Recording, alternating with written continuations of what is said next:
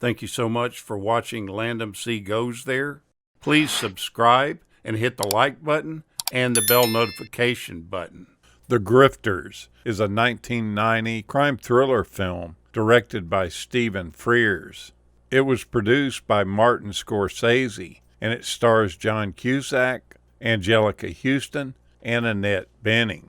The screenplay was written by Donald Westlake, and it's based on Jim Thompson's 1963 novel that bore the same name. The storyline goes that based in Baltimore, 39-year-old Lily Dillon has long operated on the criminal side of the law. She's working for a mob bookmaker named Bobo Justice, placing sizable bets for him at the track on long shots to lower the odds without detection to shield him from risk if any one of those long shots were to come through. She has systematically been skimming money off the top for some time and has amassed a small fortune, which if Bobo knew anything about, it would mean her life.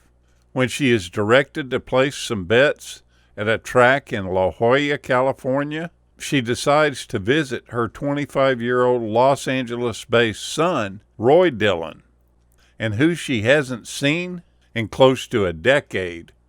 Despite this separation, there is still an unspoken bond between Lily and Roy, while Roy cannot or chooses not to see it.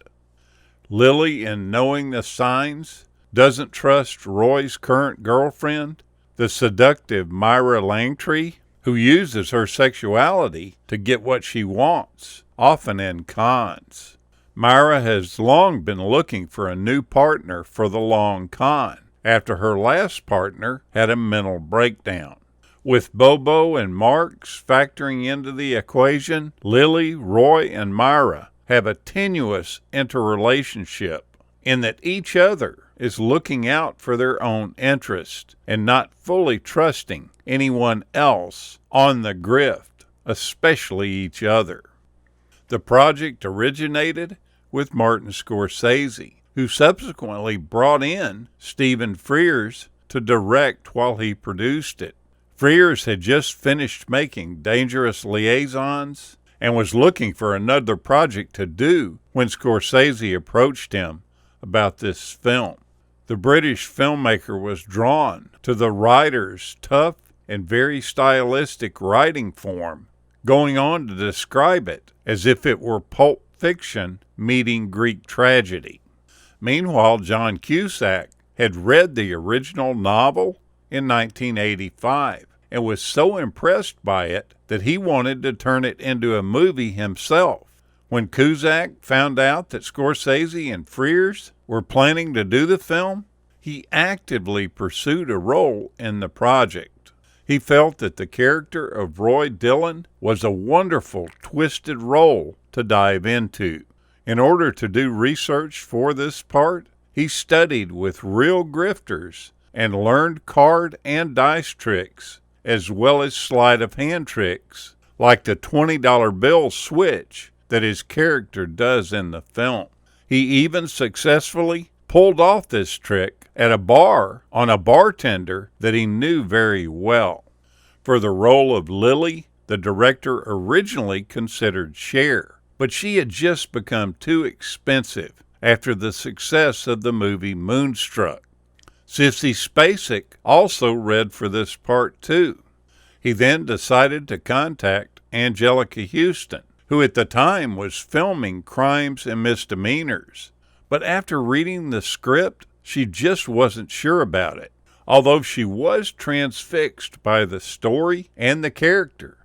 A scene in the script where Lily is beaten so violently by Bobo with a sack of oranges really alarmed her with its explicitness. A few months later, the director contacted her again to see if she might still be interested. The very next day, Huston auditioned for the role in front of Frears. Initially, he had some reluctance to cast her because she looked too much like a lady, but he decided that he could cheapen her look by having her wear a bleached blonde wig and wear vulgar clothes. It said that the shoot was so emotionally challenging for her that after completing that final scene between Lily and Roy, she was so drained from the experience that she ran from the set and the studio, and it took her hours to recover. And after shooting the scene where Bobo tortures Lily for betraying him, Huston was so affected by the rough quality of the scene that she spent the whole night throwing up. Some people have misunderstood why Anjelica Huston, who was only 15 years older than John Cusack, was cast as his mother. But this age difference is the true story.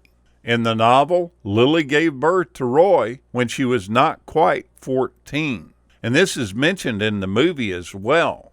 It's also noted that many of the lines in the film were taken word for word from the actual novel itself. Annette Bening's performance was directly inspired by the iconic actress Gloria Graham, more specifically her role in The Big Heat from 1953. Now, Annette Bening is nude quite a bit in the film, and she accepted the role knowing that there was going to be full frontal nudity in the movie, but she felt that they were more comedic rather than dramatic, and she felt that that made a big difference in her mind. It made sense to her. It was appropriate for the part and wasn't exploitive. She had also been in Europe for quite a while, and they have a totally different attitude about not having clothes on, so she was more relaxed about it to start with. She said at the time she was feeling very liberated. Now, Anjelica Huston is the primary focus of the film, or at least she stands out the most to me. But she has a pretty strange fact in her personal resume.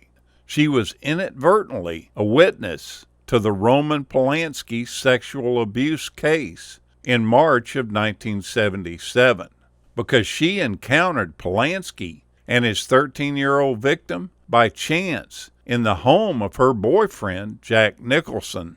When authorities searched the house in connection with the accusations against Polanski, Huston was arrested for cocaine possession. But she was never charged for this crime because the search and seizure of her handbag had been done illegally. Although she didn't actually witness the abuse, she was subsequently embroiled in the publicity that surrounded Polanski's trial as a rumored witness for the prosecution, although she was not ultimately called. This is a pretty fun movie to watch, and I think you might enjoy it. Thank you so much for watching, and we'll continue to chase the classics.